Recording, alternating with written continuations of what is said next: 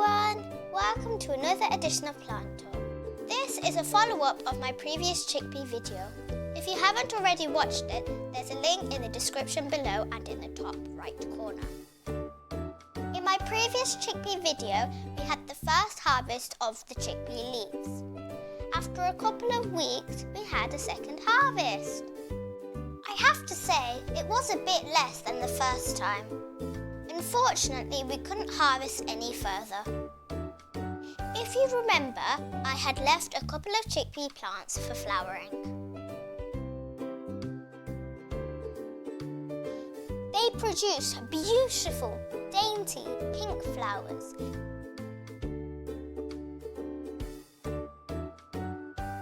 There were lots of them.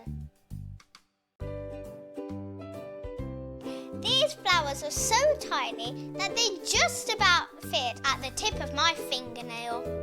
Because of this, I was a bit worried about how the flowers would get pollinated, but I needn't have worried because luckily the flowers are self-pollinating. I kept waiting and waiting and waiting. But all I could see were the flowers drying out and dropping off, but no pods. I remember my dad telling me stories of how he used to shell the chickpea pods and enjoy the raw chickpeas with his friends. I had never tried that and I really wanted to. Yesterday, I was so excited to see one tiny little pod.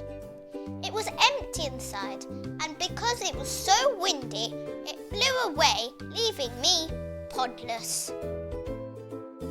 I'm not sure what went wrong, but I ended up harvesting only the chickpea leaves. I will try again next year for the pods. Oh well, this just goes to show that not all are success stories. Have you had any success growing chickpea pods? If so, please let me know how you did it. I would also love to know what your experience was with growing chickpea plants. That's it for now. Don't forget to hit the subscribe button, press like and share this video. Bye!